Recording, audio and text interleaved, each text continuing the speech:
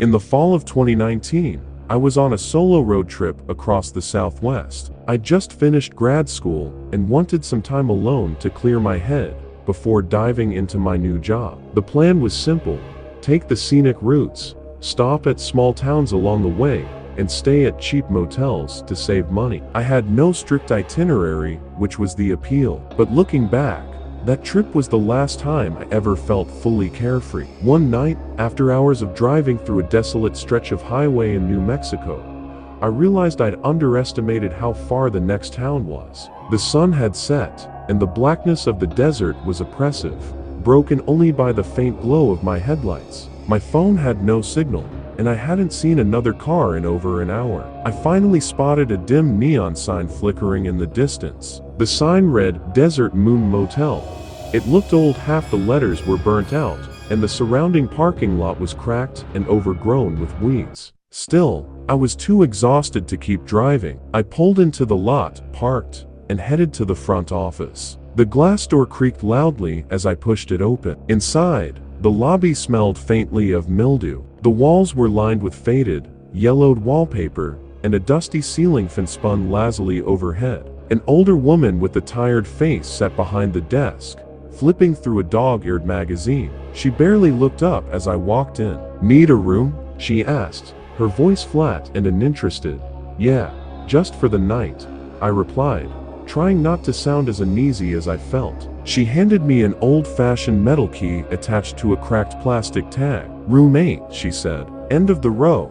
I thanked her and made my way outside. The night was eerily quiet, and the only light came from a single flickering bulb above the office door. The rest of the motel was shrouded in darkness. My room was at the far end, barely visible. I walked past the other doors, noticing that many of the rooms appeared vacant. Some had curtains drawn tightly shut, while others had windows so dusty you couldn't see inside. When I got to room 8, I felt an odd chill. The door was scratched and scuffed, as if someone had clawed at it. Brushing off the thought, I unlocked the door and stepped inside. The room was as drab as I'd expected: a stained carpet, a sagging bed with mismatched sheets, and an old tube TV on a wooden stand. There was a single window with heavy curtains, which I instinctively checked to make sure they were shut tight. I dropped my bag by the door, locked it, and sat on the bed. The mattress creaked loudly under my weight. For a few minutes, I debated whether I should just leave, but my exhaustion won out. I flipped on the TV to drown out the oppressive silence. Static filled the screen, so I turned it off and opted to scroll through old photos on my phone instead. That's when I first noticed the shadow at first.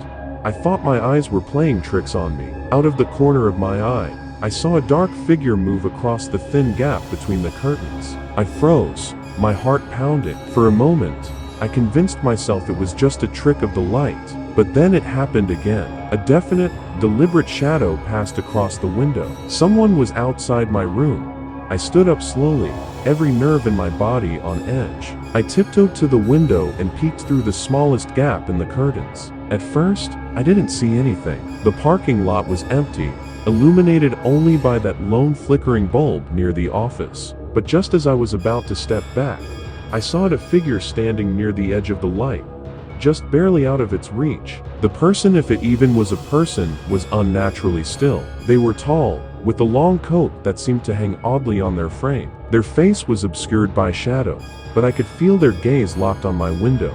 My stomach twisted. I moved away from the curtain, my mind racing. Should I call someone? But who? My phone still didn't have service, and the idea of leaving the safety of the room to go back to the office was unthinkable. I turned off the light, hoping the darkness would make it harder for them to see inside. Minutes crawled by as I sat in silence, straining to hear any sound. Then came the knock. It was soft at first, a light, almost hesitant tapping on the door. I froze, my breath caught in my throat. The knock came again, louder this time, more insistent. Whoever it was didn't say anything, no, hello, or is anyone there? Just the relentless knocking. I grabbed the key from the nightstand and clutched it in my hand like a makeshift weapon. "Who is it?" I called out, trying to keep my voice steady.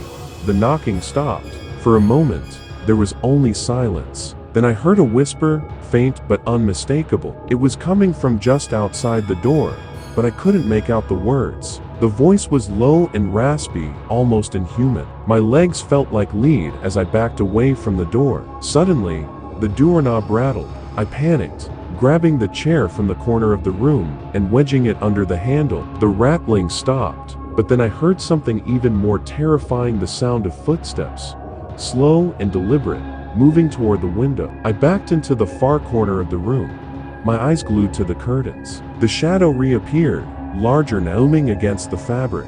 Whoever or whatever it was, they were standing right outside the glass. I don't remember falling asleep, but the next thing I knew, I woke to the harsh light of dawn streaming through the curtains. The room was silent. I cautiously pulled back the curtain, half expecting to see the figure still standing there, but the parking lot was empty. I packed my things in record time and bolted to my car. As I drove away, I glanced in the rearview mirror. The Desert Moon Motel looked even more decrepit in the daylight, its neon sign flickering weakly in the morning sun. It wasn't until I stopped for gas hours later that I noticed the smudge. On the dusty driver's side window of my car, there was a faint, hand-shaped smear, as if someone had pressed their palm against the glass and dragged it downward. I still don't know who or what was at that motel that night, but every time I think about it, I'm haunted by one chilling question. If I hadn't wedged that chair under the doorknob, would they have gotten in?